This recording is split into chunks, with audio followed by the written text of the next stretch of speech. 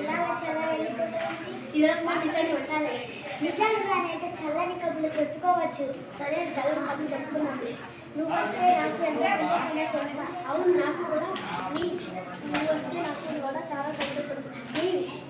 నీ మొక్కల పరిమాణం అంటే చాలా సంతోషం.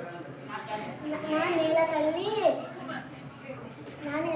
నా ఇంటి గురించిన ప్రశ్నించిన అంతా నీ చల్లువే.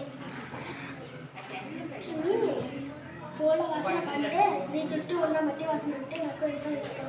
నా నీళ్ళ తల్లి చల్లుగా నీ రాక కోసం నీవే కదా నా జీవితం.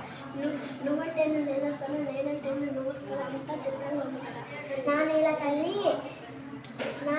తల్లి నువ్వు నేను మనమంతా ప్రకృతి బిడ్డలపై కదా